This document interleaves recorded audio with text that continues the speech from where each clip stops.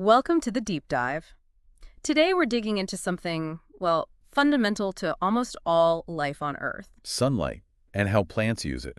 Photosynthesis. Exactly. We've got some really interesting material here from an educational source called Amplify Photosynthesis. Hmm.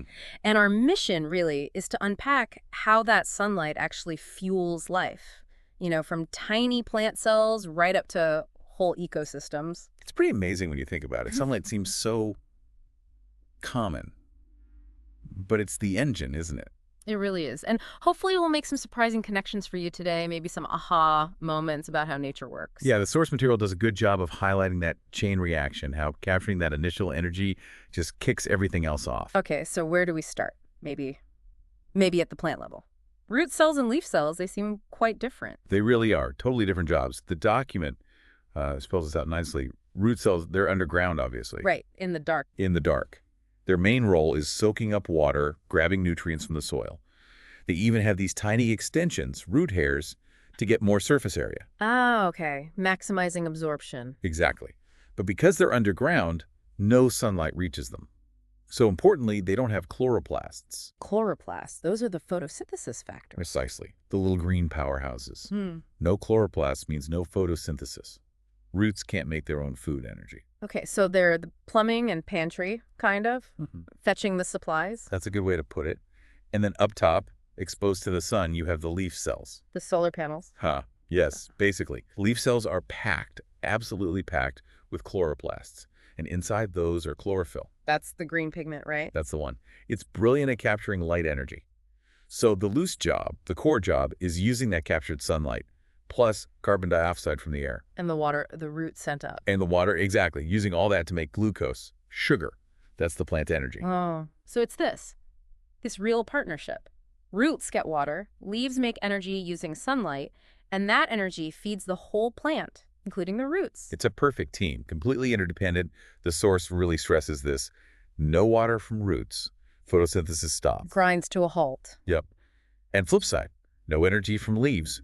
Roots can't function, can't absorb. It's fundamental. That relationship is key to understanding everything that follows.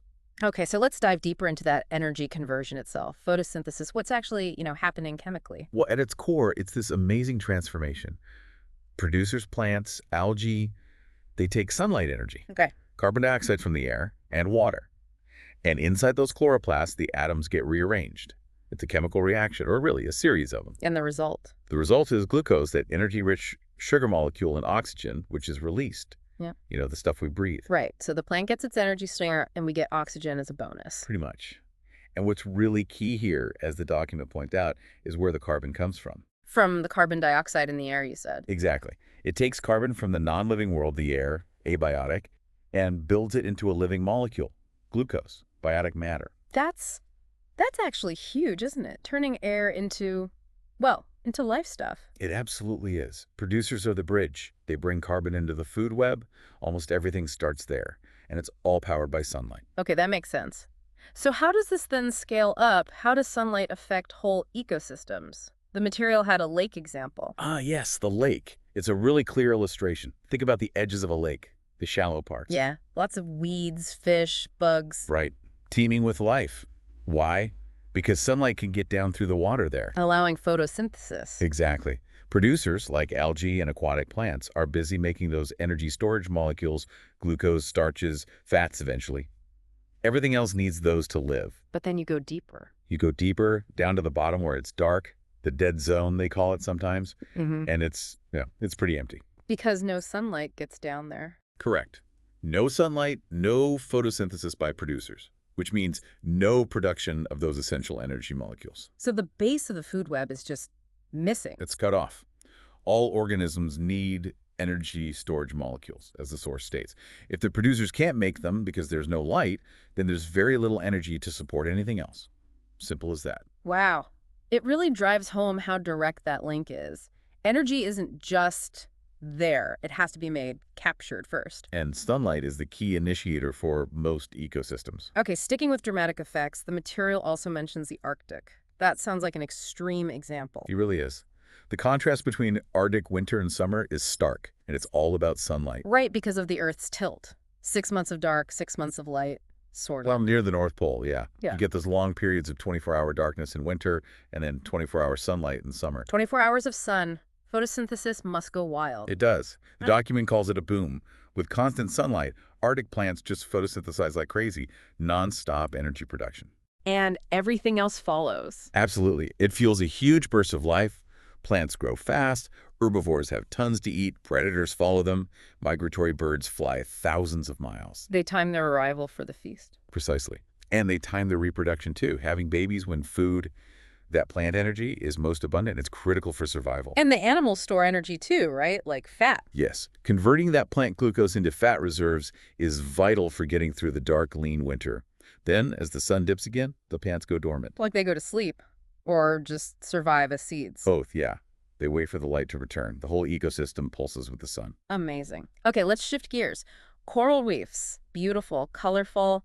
But what's the sunlight connection there? Ah, coral reefs. Fascinating story. The coral itself, the polyps, they're animals. They can't photosynthesize. Okay. So how do they fit in? They have help. They live in this incredibly close relationship, symbiosis, with tiny algae, microscopic algae living inside the coral's tissues. Inside them. Wow. Yep. And those algae are the photosynthesizers. They use the sunlight penetrating the clear, shallow water to make glucose and oxygen. And they share it with the coral. They do. They provide vital food for the coral polyps. That's what allows the corals to grow and build those huge, complex reef structures. So the clear water isn't just for nice snorkeling views. No, it's absolutely essential. The water has to be clear for sunlight to reach those algae. And if it gets cloudy, muddy, polluted, Disaster. If sunlight gets blocked, the algae can't photosynthesize. They die or get expelled by the coral. which starves the coral. Exactly. The coral loses its food source, loses its color, that's coral bleaching, and eventually dies. The source puts it bluntly. A coral reef without sunlight becomes a lifeless skeleton. That really paints a picture of dependence. Ugh. Okay, one more ecosystem.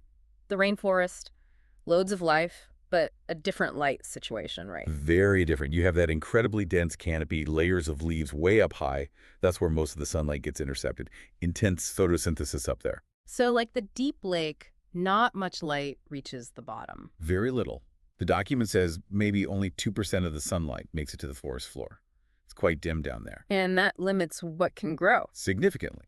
Less light means less photosynthesis, means less plant growth, which means less food for animals and other organisms living on the forest floor.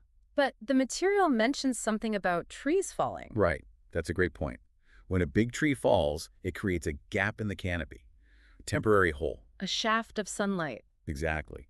Suddenly, the forest floor in that spot is bathed in light. And things happen fast.